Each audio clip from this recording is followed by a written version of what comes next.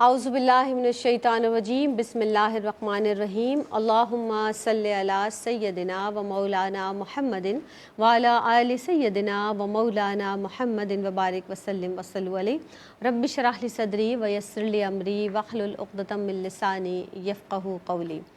السلام علیکم ورحمۃ اللہ وبرکاتہ۔ آپ دیکھ رہے ہیں پروگرام میری پہچان، اور میری پہچان کی ایک نئی ایپیسوڈ کے ساتھ آپ کی میزبان سیدہ زینب حاضر خدمت ہیں۔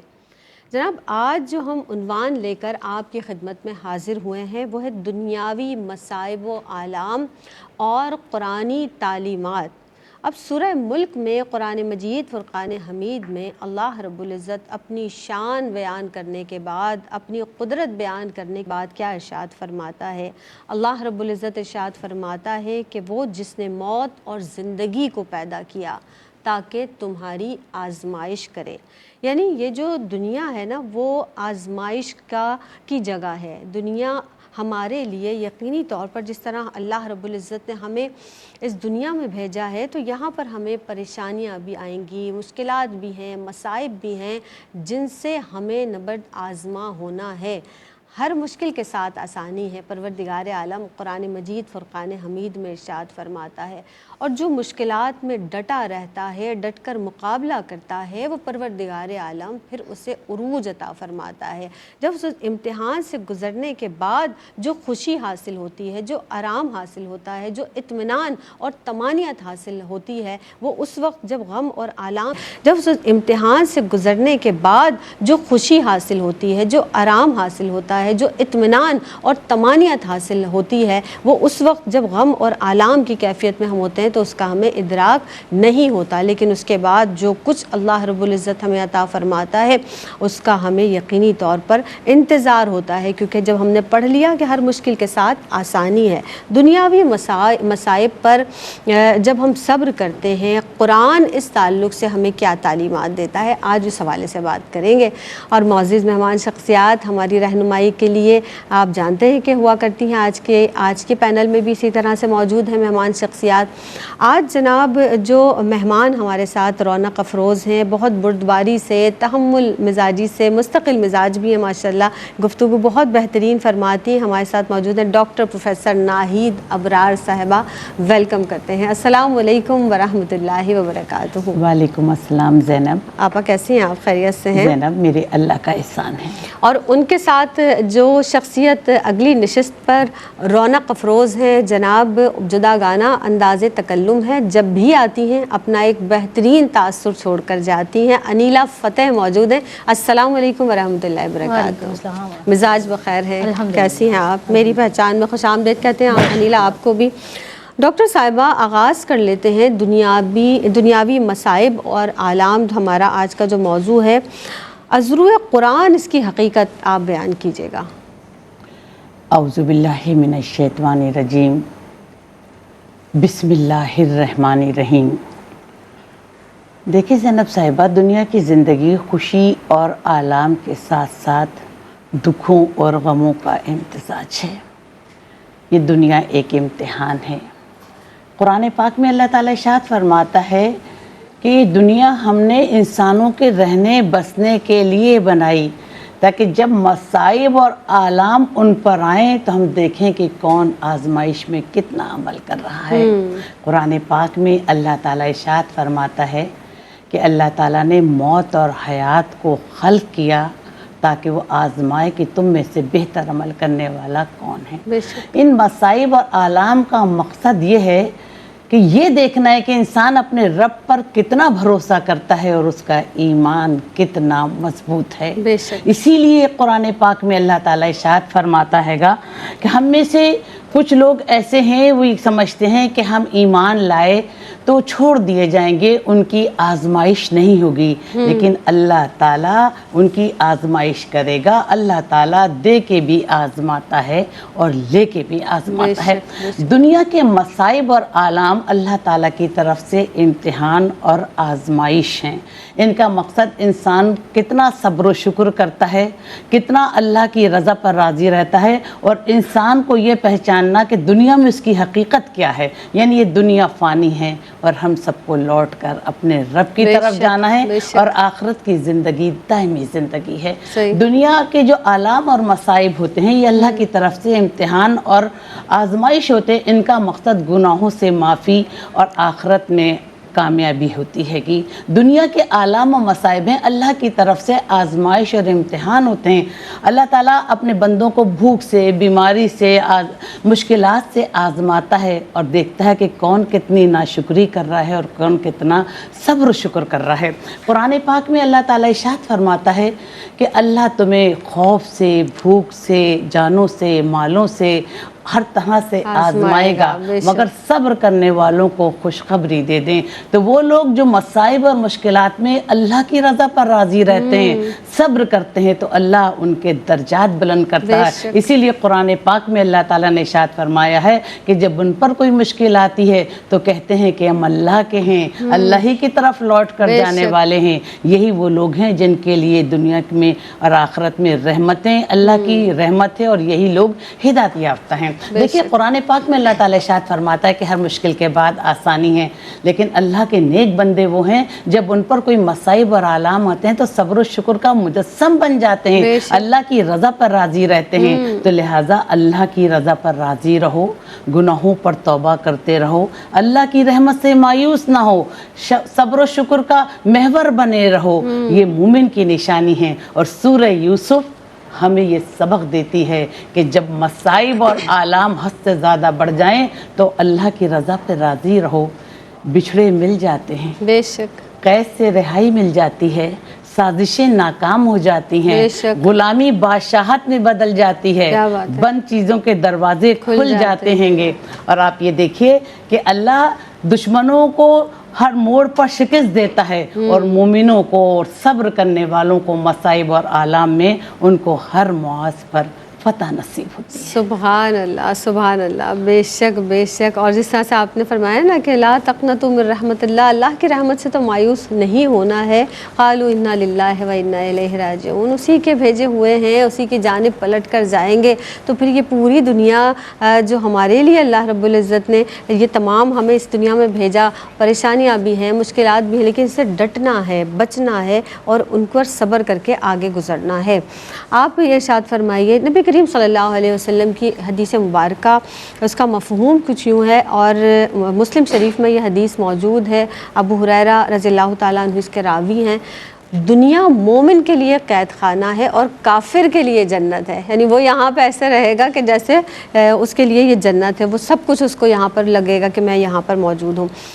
نبی کریم صلی اللہ علیہ وسلم کی حیات مبارکہ, حیات طیبہ میں پیش آنے والے جو واقعات ہیں, اس کی روشنی میں اس کی حقیقت آپ کیسے بیان فرمائیں گی, کہیے گا.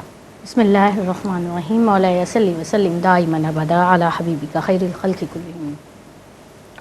آقا کریم علیہ الصلوۃ والسلام کا فرمان مبارک ہے کہ دنیا مومن کے لیے قید خانہ اور کافر کے لیے جنت, اور اس کا عملی مصداق حضور نبی کریم علیہ الصلوۃ والسلام کی حیات طیبہ سے ہمیں ملتا ہے. ہم دیکھیں تو آقا کریم علیہ الصلوۃ والسلام کی زندگی کا آغاز ہی, جسے ہم عمومی طور پر ہم کچھ ایسے بچے اگر ہمارے ہاں پیدا ہو جائیں کہ جن کے والد نہ ہوں تو ہم ان پر ترس کھاتے ہیں, ان پر ہمیں رحم آتا ہے کہ کیسے. حضور علیہ الصلوۃ والسلام کی زندگی کا آغاز ہی وہاں سے ہوا کہ آپ در یتیم تھے, آپ نایاب ہیں مگر در یتیم پیدا ہوئے. کچھ عرصے کے بعد آپ کی والدہ ماجدہ اس دنیا سے رخصت ہو جاتی ہے. پھر آپ جن سے بہت محبت کرتے ہیں, آپ کے حضرت عبد المطلب یعنی آپ کے دادا اس دنیا سے رخصت ہو جاتے ہیں. تو زندگی کا آغاز ہی مصیبتیں سے ہوا ہے, مشکلات سے ہوا ہے, پریشانی سے ہوا ہے. تو حضور علیہ الصلوۃ والسلام کی حیات طیبہ ہمارے لیے بہترین جو ہے وہ نمونہ ہے. آقا کریم علیہ الصلوۃ والسلام ان تمام مشکلات مصائب کے باوجود صبر کا دامن ہاتھ سے نہیں چھوڑتے ہیں. حضور نبی کریم علیہ الصلوۃ والسلام کی مصیبتیں, شیب ابی طالب کی گھاٹی میں 3 سال قید و بند کی صحبتیں آپ نے برداشت کی, کھانا پانی یعنی سوشل بائیکاٹ ہے, کچھ آپ کو میسر نہیں ہے, آپ کا خاندان آپ کے ساتھ ہے. تو وہ مسائل یعنی آقا کریم علیہ الصلوۃ والسلام کی زندگی کی جو مشکلات ہیں وہ شاید کسی پر ہوں, کیونکہ اللہ رب العزت اپنے نبیوں کی تربیت ایک الگ انداز سے کرتا ہے. ان کے لیے جو راستے متعین کیے گئے ہیں, ان کی جو راہیں ہیں وہ بہت جداگانہ ہوتی ہیں. تو کسی بھی عام شخص کے لیے یہ صبر اور برداشت کرنا ایسی مصیبت میں کہ جہاں آپ کے خاندان ساتھ ہو اور 3 سال تک آپ کا سوشل بائیکاٹ رہے، اس کے بعد آپ کے دادا کا وصال ہوا، آپ کے چچا کا وصال ہوا حضرت ابو طالب کا، اور پھر حضرت بی بی خدیجہ رضی اللہ تعالیٰ عنہ اسی سال، تو آپ سوچیں وہ کتنی تکلیف دہ سال تھا ان کے لیے کہ جسے عام الحزن کا سال قرار دے دیا گیا، یعنی غموں کا سال قرار دے دیا گیا۔ تو ان تمام مشکلات پر میرے نبی نے صبر کیا، ہمت سے کام لیا، اور پھر آپ دیکھیں تو ہم تنگ دستی کو، غربت کو، فاقہ کشی کو سب سے بڑی مصیبت گردانتے ہیں۔ جی ہمارے سوسائٹی میں دیکھ لیں کہ جس گھر میں کھانے کے لیے 2 وقت روٹی نہ ہو، ہم سمجھتے ہیں کہ بہت مشکلات، اور یقیناً یہ مشکل ہے، یقیناً یہ پریشانی ہے، لیکن نبی کریم علیہ السلام کا گھر مبارک کہ جہاں ایک دن حضرت عائشہ صدیقہ رضی اللہ تعالیٰ عنہ ارشاد فرماتی کہ میری سوئی گم ہو گئی ہے، وہ تاجدار کائنات ہیں، ان کے پاس کس چیز کی کمی ہے، لیکن وہ سوئی ڈھونڈنے کے لیے ان کے پاس چراغ میں ڈالنے کے لیے تیل نہیں تھا۔ حضور کی مسکراہٹ سے آپ کا گھر چمکا اور آپ نے اپنی سوئی ڈھونڈ لی۔ تو یہ میرے نبی کریم علیہ السلام کا گھر ہے کہ جہاں فاقے بھی ہوئے، جہاں آپ کی چاہت سے، یعنی آپ نے خود فقر کو اختیار کیا تو غربت بھی تھی، مسائل تھے، آلام تھے، آپ نے اپنے بچوں کو ایک ایک، یعنی اپنی حیات طیبہ میں آپ کے بچے اس دنیا سے جاتے رہے، اور نبی کریم علیہ السلام ایسا نہیں تھا کہ حضور کو دکھ تکلیف نہیں ہوتی تھی، حضور روتے بھی تھے۔ حضرت ابراہیم علیہ السلام جو آپ کے، حضرت ابراہیم رضی اللہ تعالیٰ عنہ جو آپ کے صاحبزادے تھے، ان کے وصال پر آپ کو بہت دکھ ہوا، بہت رنج ہوا، آپ آنسوؤں سے روئے، مگر نبی کریم علیہ السلام نے ہمارے لیے یہ متعین کر دیا طریقہ کہ ان اللہ مع الصابرین، کہ اللہ صبر کرنے والوں کے ساتھ ہے، اور نبی اور اللہ کا ساتھ تو اس کی تو کیا ہی بات ہے۔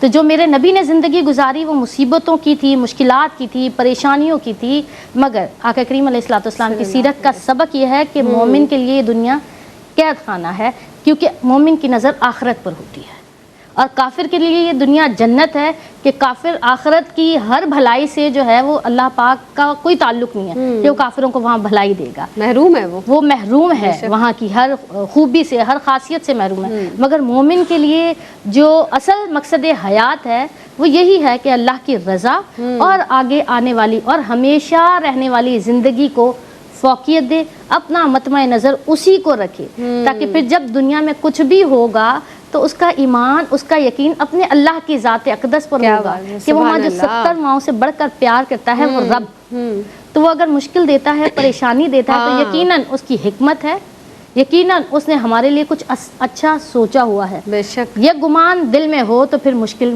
نہیں ہے، سبحان اللہ۔ اور بے شک وہ رب کائنات ہے، وہ مالک ہے تمام کائنات کا، ہم خالق ہے، پیدا کرنے والا ہے ہمارا، تو وہ جس حال میں رکھے اس حال میں خوش رہنا ہے۔ مزید گفتگو کریں گے، ایک وقفہ لیتے ہیں، حاضر ہوتے ہیں اس مختصر سے وقفے کے بعد۔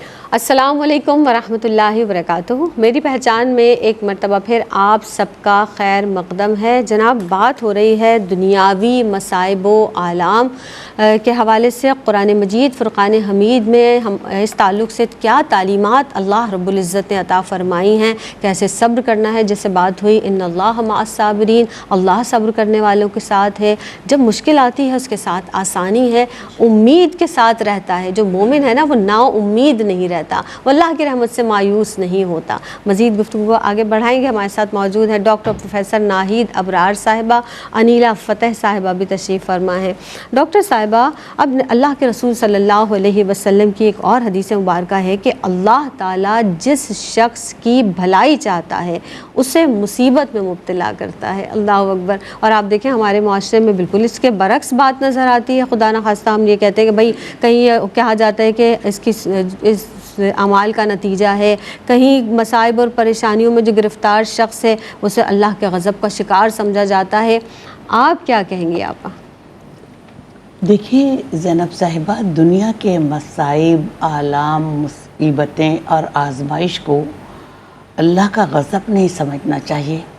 دنیا کے آلام اور مصائب تو انسان کے ایمان کو آزمانے کے لیے آتے ہیں۔ نبی کریم صلی اللہ علیہ وآلہ وسلم نے ارشاد فرمایا کہ جب किसी पर कोई मुसीबत आती है मोमिन बंदे पर, चाहे एक कांटा ही क्यों ना चुभ जाए, तो अल्लाह इसके बदले उनके गुनाह माफ़ फरमा देता है। नबी करीम सल्लल्लाहु अलैहि वसल्लम ने इरशाद फरमाया कि मोमिन मर्द और औरतों पर अल्लाह की तरफ से आजमाइश आती रहती है, कभी जान के उसर, कभी माल के बदले, कभी औलाद के बदले, कभी बीमारी के बदले। लेकिन जो लोग अल्लाह की रज़ा पर राज़ी रहते हैं, जब वो रोज़े महशर अल्लाह के सामने हाजिर होंगे तो अल्लाह इनके गुनाह माफ़ फरमा देगा। लेकिन देखिए कि जो कौम नाफरमान होती है, सरकश होती है, अपने गुनाहों पर तौबा नहीं करती, तो सरकश और नाफरमान के लिए जो है ये मसाइब और आलाम कभी कभार अल्लाह के गज़ब का ज़रिया बन जाते हैं। लेकिन जो कौमें अल्लाह की रज़ा पर राज़ी रहती हैं, सब्र करती हैं, तो ये राहत और कामयाबी में बदल जाते हैं। हज़रत अबू सईद खदरी रहमतुल्लाह अलैह नबी करीम सल्लल्लाहु अलैहि वसल्लम की खिदमत में हाजिर हुए और आपके दस्ते मुबारक को बोसा दिया तो कहने लगे कि या रसूल अल्लाह, आपको तो सख्त बुखार है। तो नबी करीम सल्लल्लाहु अलैहि वसल्लम ने फरमाया कि हम लोगों के भी अजीब मामलात हैं, जब मुसीबतें आती हैं तो दुगनी आती हैं और जब सवाब मिलता है तो वो भी दुगना मिलता है। अल्लाह के कुछ नेक बंदे ऐसे हैं कि जब उन पर मसाइब आते हैं, उनके घर 3-3 दिन चूल्हा नहीं जलता, उनके पास एक चौवा होता है, उसी को धोते हैं और उसी को पहनते हैं, और जब उन पर आजमाइश आती है तो इतने खुश होते हैं जिस तरह तुम माल और दौलत के मिलने से खुश होते हो। देखिए कि अल्लाह ताला जिन लोगों को मुकाम में बुजुर्गी अता फरमाता है तो उनकी आजमाइश करता है। ये आजमाइश अंबिया से लेकर आम इंसानों तक है। जब अल्लाह ताला किसी नबी को मकाम नबूवत अता करता है तो आजमाइश में डालता है, तो कहते हैं कि अल्लाह हम इस काबिल तो नहीं, लेकिन तू हमें सब्र और इस्तिकामत अता फरमा कि हम तेरी हर आजमाइश पर पूरा उतरें। तो मंजिल इम्तिहान हो या मंजिल इस्तग़फ़ार हो, तलब तौफीक के बगैर कोई चीज़ नामुमकिन है। इसी तरह हम नबी करीम सल्लल्लाहु अलैहि वसल्लम की हयात मुबारका का जायज़ा लें।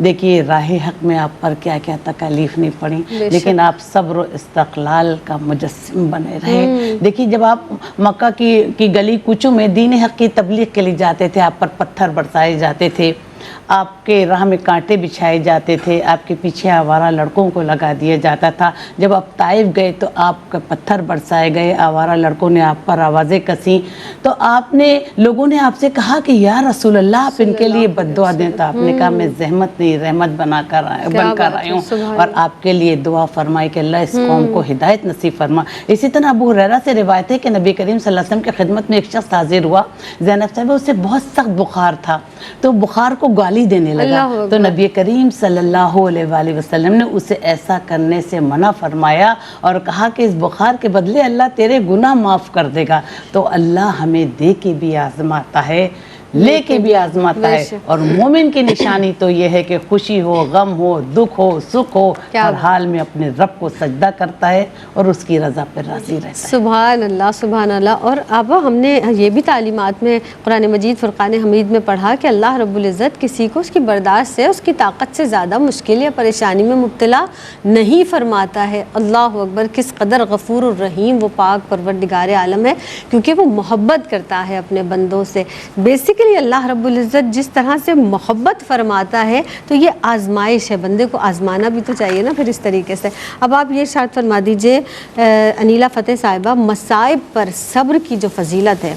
अब मसाइब आते हैं, हम कहीं ना कहीं अपने सब्र को जो है वो खो भी देते हैं, कहीं ना कहीं हमारे मुंह से ऐसी बातें निकल जाती हैं, कहीं ना कहीं हमारे मुंह से ऐसे जुमले निकल जाते हैं कि ये हमारे लिए ही क्यों है। मसाइब पर जो सब्र करता है उसकी फ़जीलत एक तो बयान कीजिएगा, और फिर क्या यही मुश्किलात इंसान को फिर अल्लाह के करीब भी कर देती हैं, अल्लाह के क़ुर्ब का ज़रिया भी बनती हैं, क्या कहेंगे? बिस्मिल्लाहिर्रहमानिर्रहीम। अल्लाह रब्बुल इज़्ज़त अपनी लारैब किताब में इरशाद फरमाते हैं कि वल्लाहु युहिब्बुस साबिरीन, यानी सब्र की फ़जीलत यह है और सब्र का अजर यह है कि अल्लाह ने फरमाया अल्लाह सब्र करने वालों को पसंद फरमाता है।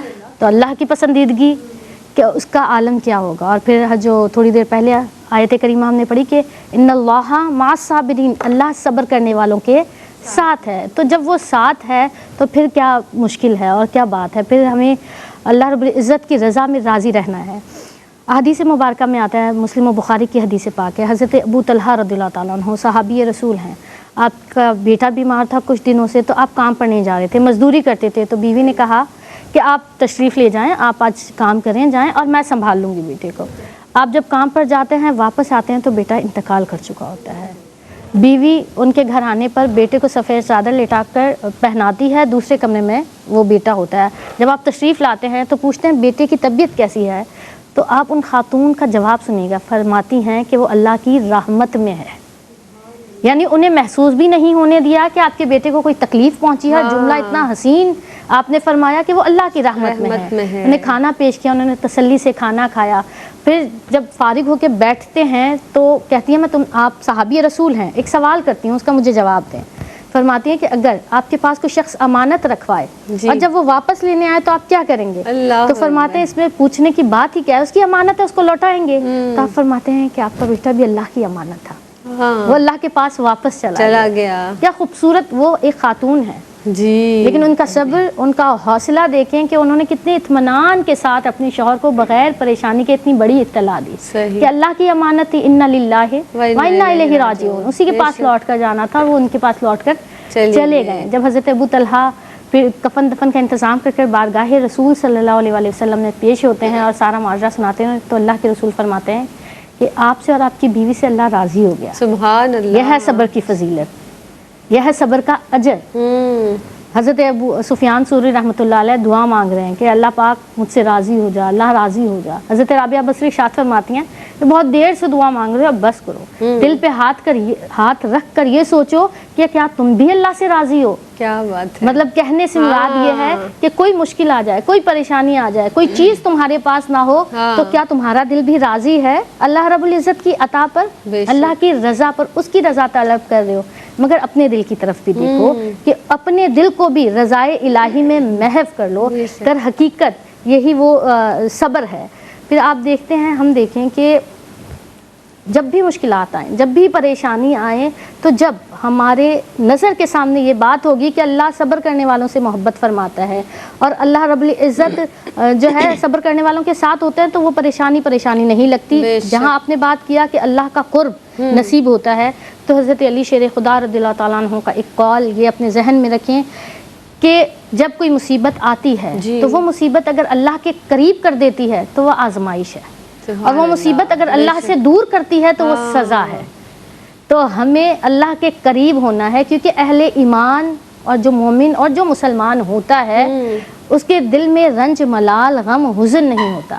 مگر بدقسمتی یہ ہے کہ ہم آج کے معاشرے میں اگر دیکھیں تو خاص طور پر خواتین، ہم بہت جلدی پریشان ہوتی ہیں، لیکن جو مدینے کی خواتین تھی وہ مصیبت کو خود لیتی تھیں۔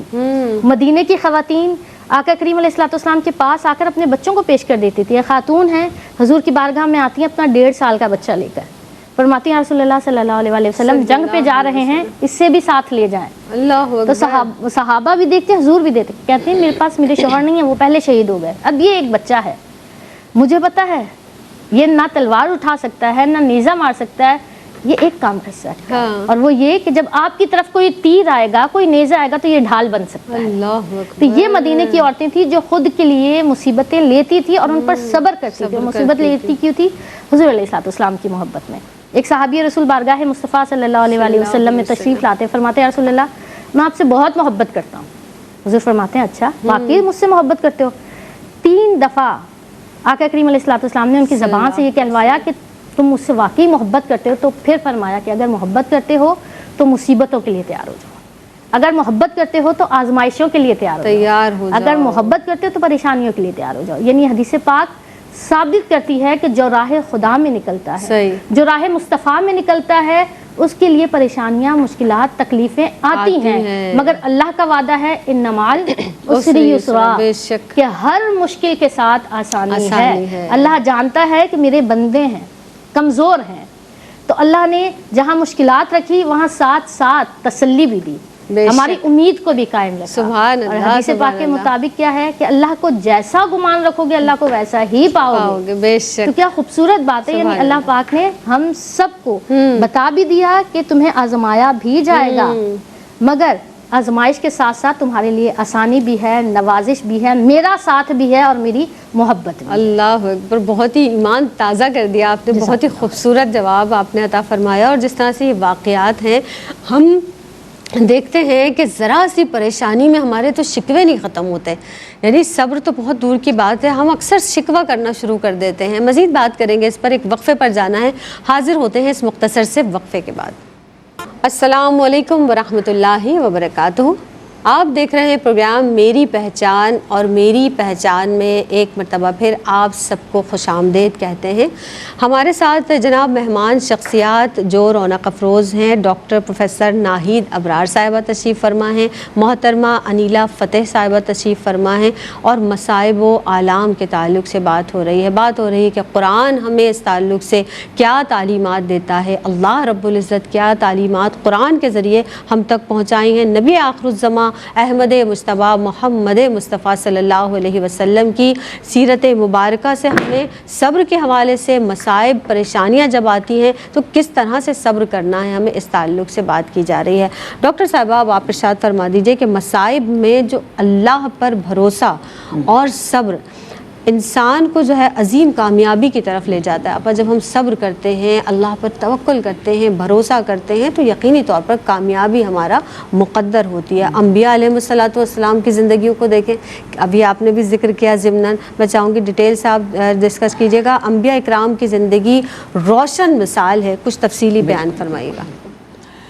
دیکھیے کہ اللہ نے صبر کرنے والوں کو، جو دنیاوی آلام و مصائب پر صبر کرتے ہیں، تو اللہ تعالیٰ نے صبر کرنے والوں کو اپنی جنت، رحمت، مغفرت اور مدد کی بشارت دی ہے کہ اللہ صبر کرنے والوں کو پسند فرماتا ہے اور اللہ صبر کرنے والوں کے ساتھ ہے۔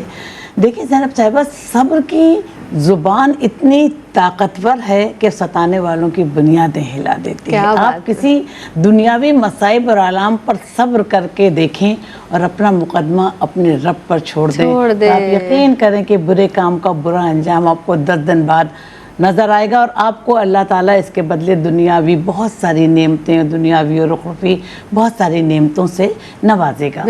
قرآن پاک میں اللہ تعالیٰ ارشاد فرماتا ہے کہ اولاد آدم، تو نے صدمے میں صبر کیا، میری رضا اور ثواب کی نیت کی، تو جنت سے کم کوئی اور چیز تجھے دینے پر تیار نہیں ہوگا۔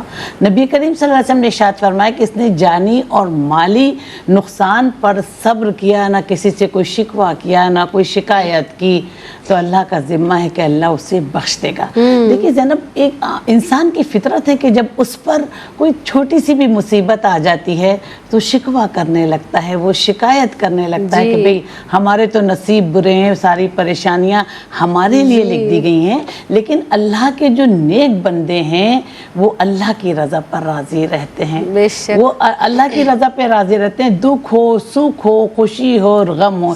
دیکھیے کہ بزرگ سے کسی نے یہ پوچھا کہ جب ہم پر کوئی آزمائش یا مصیبت آ جائے، تو پریشانیاں آ جائیں، تو ہم انہیں آزمائش سمجھیں یا سزا؟ تو جو وہ کہتے ہیں، انہوں نے جواب دیا کہ جب یہ آزمائش یا مصیبتیں تجھے اللہ کی طرف لے جائیں تو سمجھ لے کہ یہ آزمائش، جب تجھے اللہ سے دور کر دیں تو تیرے لیے سزا ہے۔ تو اللہ تعالیٰ دنیا میں زینب صاحبہ دے کے بھی آزماتا ہے، لے کے بھی آزماتا ہے کہ آپ کو مال دیا تو آپ مال کس پر خرچ کر رہے ہیں، آپ کو بہن بھائی دیے تو آپ ان کے حقوق کس طرح ادا کر رہے ہیں، کس طرح ان کا ادب احترام کر رہے ہیں۔ اب جب آپ نے انبیاء کی بات کی تو حضرت ابراہیم علیہ السلام کی ساری زندگی آزمائش سے بھری پڑی ہے۔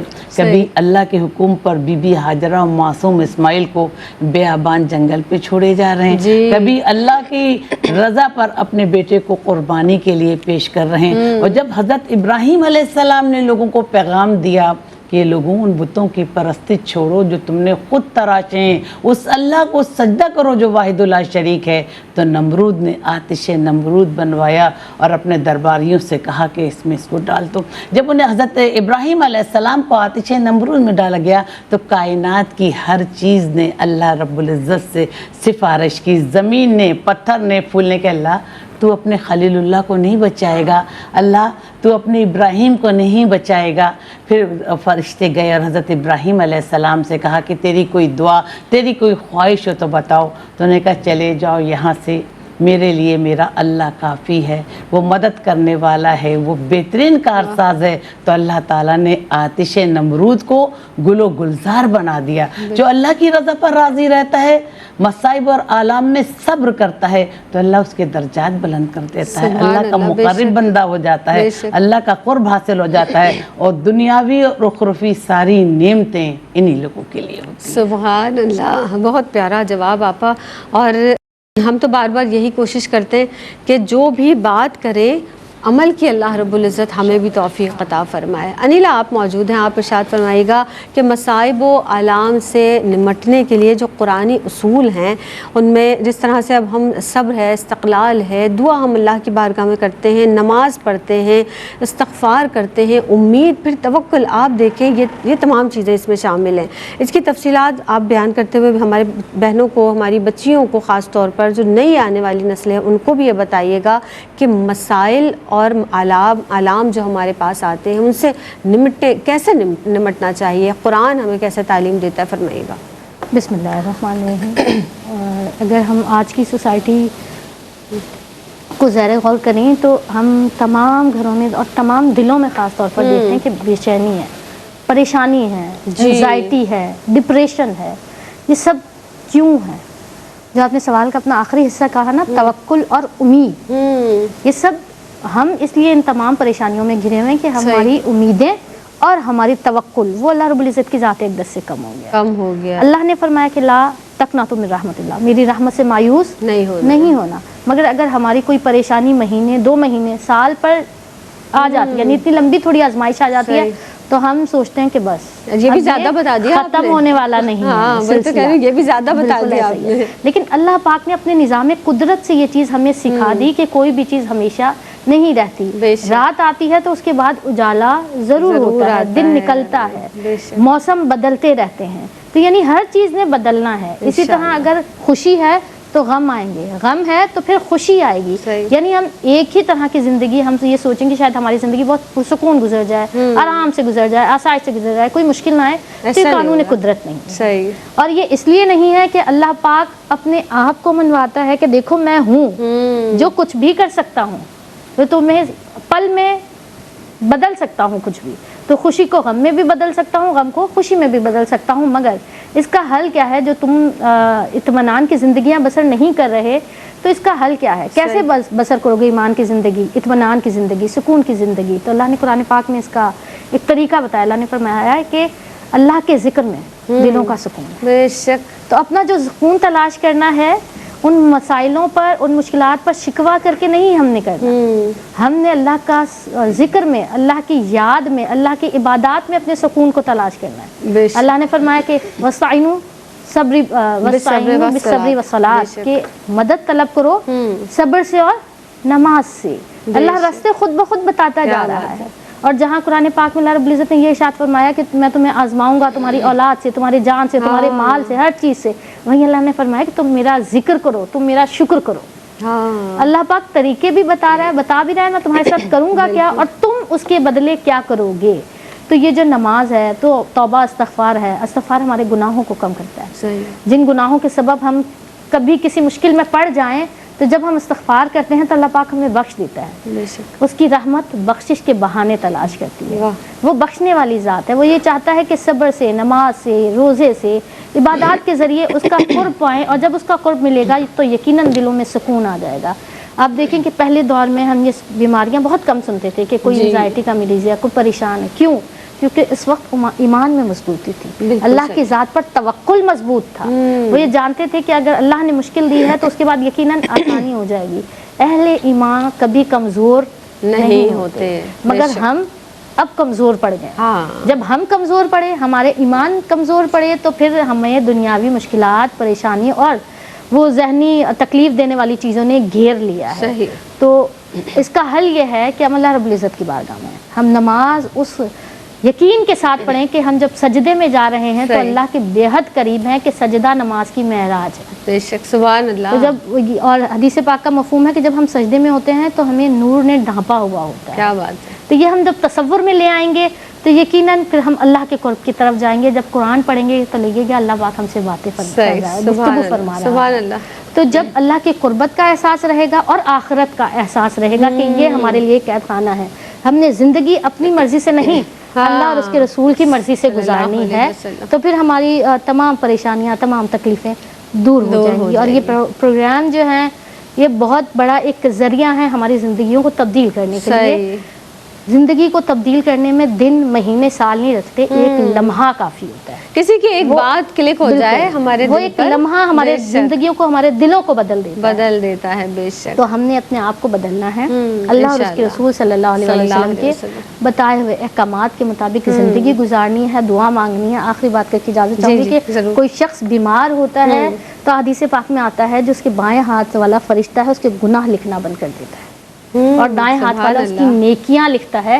یعنی اللہ کا کتنا بڑا احسان ہے کہ وہ تکلیف بھی دیتا ہے تو اس میں ہماری ہی بھلائی ہے, اس میں ہماری ہی خیر ہوتی ہے. ہم گناہ کرتے رہتے ہیں لیکن وہ بیماری جب آتی ہے, جب مشکل آتی ہے تو اس کے ذریعے اللہ تعالیٰ ہمارے گناہوں کو معاف کر دیتا ہے. تو وہ غفور الرحیم ہے, بخشنے والی ذات ہے. اس کے اور اس کے رسول صلی اللہ علیہ وسلم سے جب تعلق جوڑیں گے اور آخرت کو اپنا مقصد حیات رکھیں گے تو انشاءاللہ ہمارے لیے یہ دنیا کی زندگی گزارنا بہت آسان ہوگی. کہ ہم پیپر دیں گے, ایگزامینیشن ہال ہے نا, ہم پیپر یہاں دیں گے اس لیے کہ ہم آگے کامیاب ہو سکیں. تو یہ پیش نظر رہے گا تو اس پیپر کو ہم اچھے سے کرنے کی کوشش کریں گے. تو اس وقت صبر کرنا وہ علیحدہ بات ہے, بات مشکل ہے, ناممکن نہیں ہے. کوشش کریں, اللہ پر توکل رکھیں, اس پر امید یہ رکھیں کہ وہ یقینی طور پر جیسے رات کے بعد ہم نے کہا نا کہ اجالا آتا ہے, ایک صبح آتی ہے, روشنی کی کرن پھوٹتی ہے, تو اسی طرح ہماری زندگیوں میں بھی اگر جہاں جہاں لوگ پریشان ہیں تو انشاءاللہ آپ کی زندگی بھی روشن ہوگی, کیونکہ وہ پروردگار عالم یکساں سارے بندوں سے محبت کرتا ہے. ڈاکٹر صاحبہ کوئی لاسٹ میسج دینا چاہیں؟ جی دیکھیے, جب کسی بندے کا بچہ مرتا ہے تو اللہ تعالیٰ فرشتے سے پوچھتا ہے کہ تو نے میرے بندے کے بچے کی جان لی, تو کہتے ہیں جی میرے رب. تو اس نے کیا کہا, اللہ تعالیٰ پوچھتا ہے, تو کہتے ہیں فرشتے کہ یار اے میرے رب اس نے تیری حمد و ثنا کی اور تیرا شکر ادا کیا. تو اللہ تعالیٰ فرماتا ہے کہ اس کے لیے جنت میں ایک گھر بنا دو اور اس کا نام بیت الحمد رکھو. تو اللہ ہمیں مصائب اور آلام میں صبر کرنے کی توفیق عطا فرما کہ پھر یوں ہوا کہ صبر کی انگلی پکڑ کے ہم اتنا چلے کہ راستے حیران رہ گئے. سبحان اللہ. جی انیلا کیا میسج دیں گی؟ میسیج یہی ہے کہ انا للہ و انا الیہ راجعون. ہر چیز اللہ رب العزت کی طرف سے ہے اور اسی کی طرف ہم نے بھی لوٹ کر جانا ہے, اور جو نعمتیں اس کی آتی ہیں ہم یہ سمجھتے ہیں کہ شاید کسی کا انتقال ہو جائے تب ہم نے یہ پڑھنا ہے. جی جب ہم پر کوئی غم آئے, جب ہم پر کوئی مشکل آئے, ہم نے اس آیت کریمہ کی تلاوت کرنی ہے جو ہمیں یہ یاد دلاتا ہے کہ ہماری زندگی ہماری نہیں, اللہ رب العزت. سبحان اللہ. تو بس اسی کو پیش نظر رکھیں. اللہ پاک مشکل ضرور ہے, بالکل ناممکن نہیں. اہل ایمان کے لیے ان چیزوں پر عمل کرنا مشکل نہیں ہے. اللہ پاک سب کو توفیق. سبحان اللہ. سبحان اللہ. آپ دونوں کی آمد کا بہت شکریہ ادا کروں گی. ڈاکٹر صاحبہ آپ تشریف لائیں, انیلا صاحبہ آپ تشریف لائیں, بہت شکریہ آپ دونوں ہی کی آمد کا. جناب جس طرح سے بات ہوئی نا, اللہ رب العزت کے اپنے بندوں سے محبت کرتا ہے, پیار کرتا ہے, تو وہ جب تکلیف میں مبتلا کرتا ہے اس کے بعد راحت بھی ایسے ہی آتی ہے. بس اس رب کو راضی کر لیں, کہیں نہ کہیں بیٹھ کر کسی تنہائی کے گوشے میں اپنی پریشانی کو اس رب کے ساتھ بیان کر دیں کہ یا رب میں کمزور ہوں, میں ناتواں ہوں, میں ان لوگوں کا مقابلہ نہیں کر سکتا, تو تو جانتا ہے, تو طاقتور ہے, وہ سب سے زیادہ طاقتور ہے. تو جب اللہ کا ساتھ ہو جاتا ہے نا تو پھر بندے ساتھ چھوڑ بھی جائیں تو کوئی ایسی بات نہیں, کیونکہ وہ رب آپ کے ساتھ ہے. اور جب رب ساتھ ہے تو پھر جگ چھوٹے تو کوئی بات نہیں. انشاءاللہ تعالی اللہ رب العزت آپ کی تمام پریشانیوں کو, مشکلات کو دور فرمائے, آسانیاں تقسیم کیجئے. اللہ آپ کے لیے بھی آسانی فرمائے گا. مجھے یعنی اپنی میزبان سیدہ زینب کو دیجیے گا اجازت. السلام علیکم ورحمۃ اللہ وبرکاتہ.